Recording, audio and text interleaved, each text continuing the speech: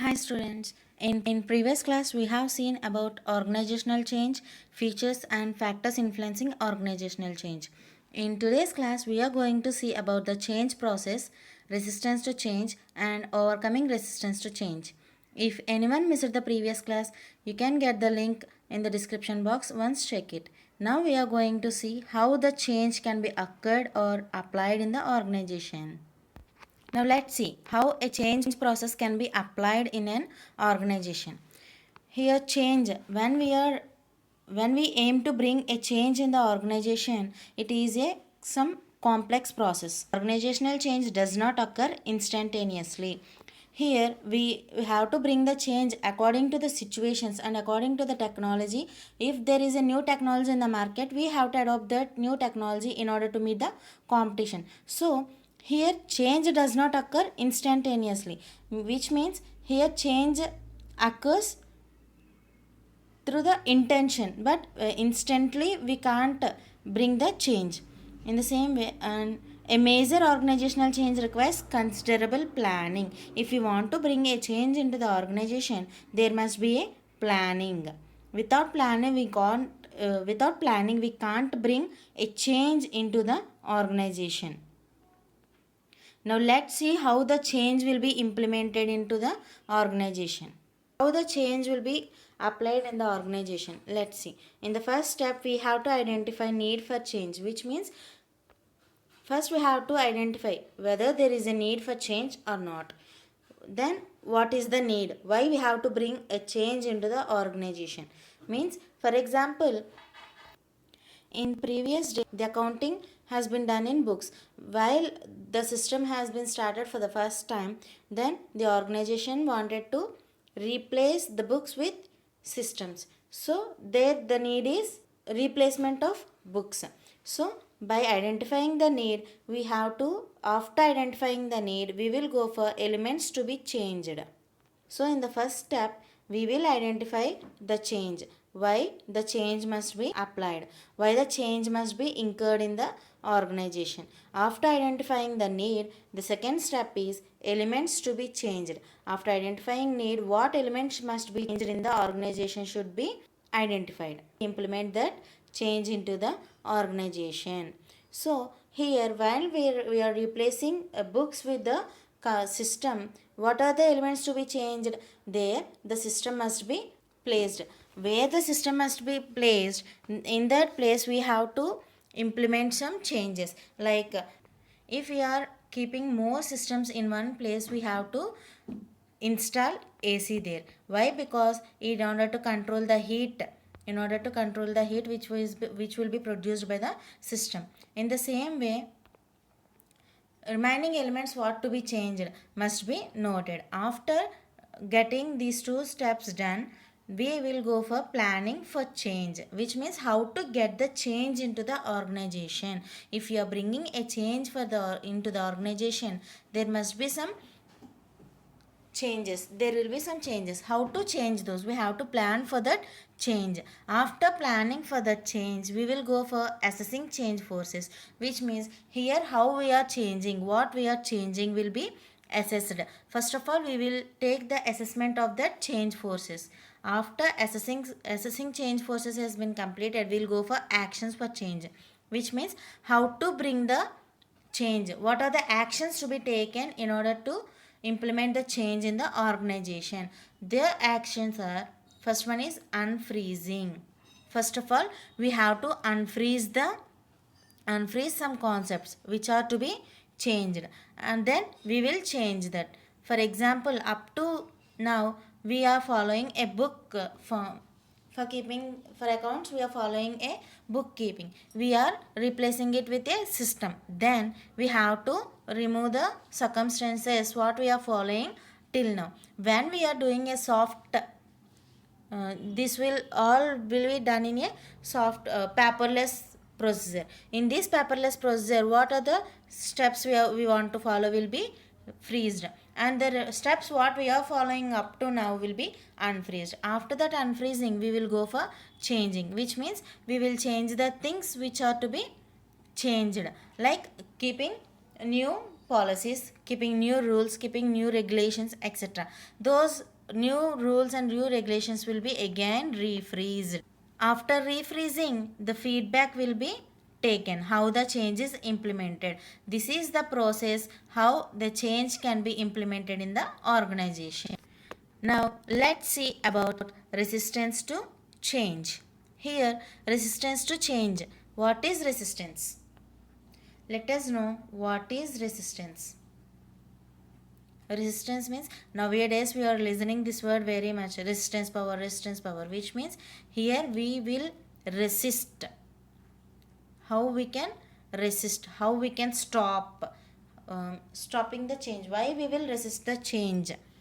Change is basically a variation in pre-existing methods, customs and conventions. Since all organization functions in dynamic environments, they constantly have to change themselves to succeed. One of the most important facets of change management is resistance to change. It is simply human nature to counteract any changes and maintain the status.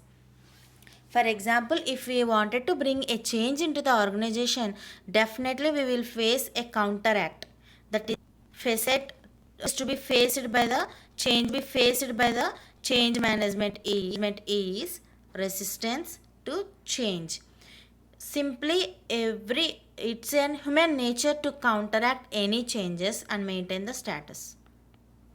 Here, if you are going to bring any change, there will be some people who will resist that change, who will not agree for that change. Let's see how many types of resistance for the change will be there. Types of resistance to change. First type is logical resistance. This kind of resistance basically arises from the time people genuinely take the adapt and adjust to changes. This logical resistance means when we bring a change into the organization, there will be some changes. It takes some time for that, which means we have to adopt that change and we have to adjust for that change. For example, let's take the present situation.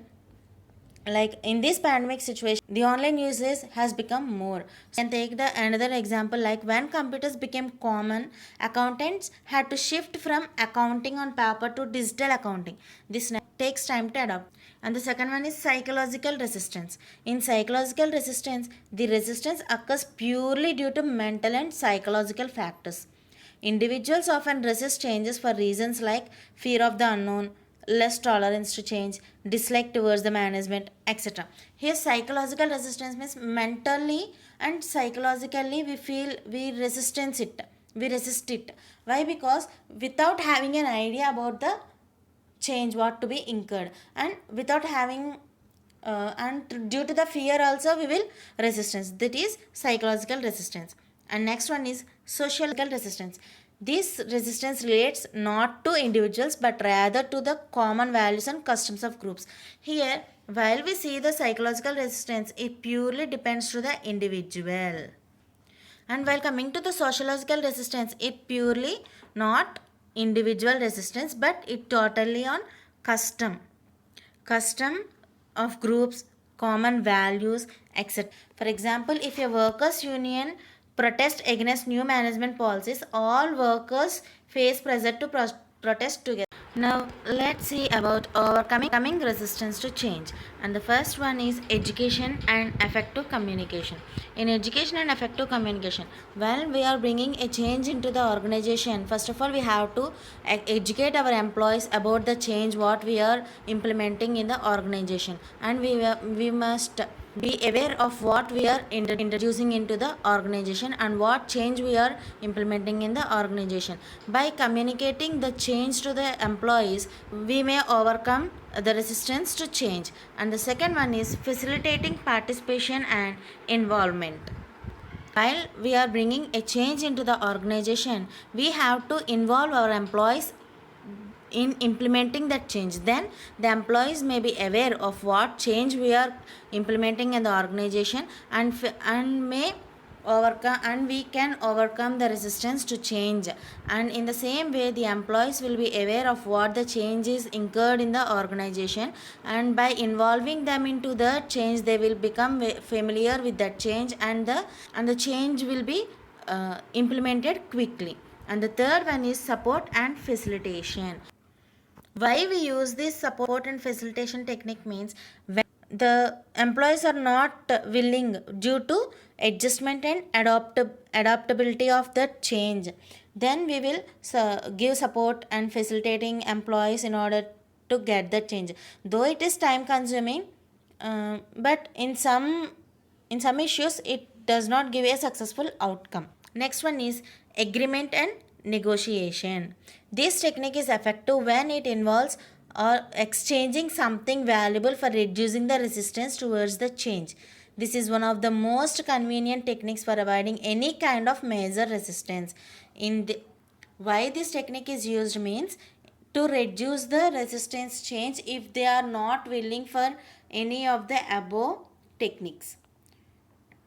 Like if you wanted to bring the change into the organization, we will make an agreement with employees. Next one is co-optation and manipulation. This technique can be opted only when the other techniques fail to provide the desired results or are too expensive.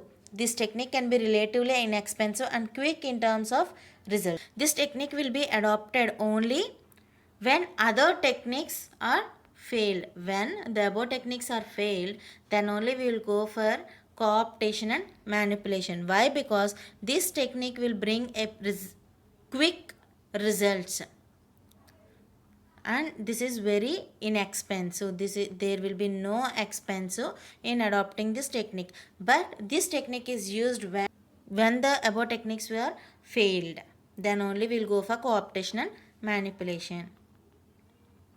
And the next one is coercion. Coercion involves exercising force or threat for making the change accepted and followed by the employees. This technique should be avoided till the end and can be used only as the last possible resort. Explicit coercion and implicit coercion. Here this coercion technique is used when there is no chance, then only this technique is used. Why? Because here we will force the employees to accept the change. వాళ్ళని మనం బలవంతంగా ఆ చేంజ్ని accept చేసేలా చేస్తాము. That's why this technique is used when the remaining techniques are failed. Then only we will go for coercion. This is the last technique in order to make the employees accept for the change. This is about how we will implement the change in the organization and what are the consequences to be faced while implementing the change. In next class, let us see about organizational development. And thank you for today's class. In next class, let us see about organizational development.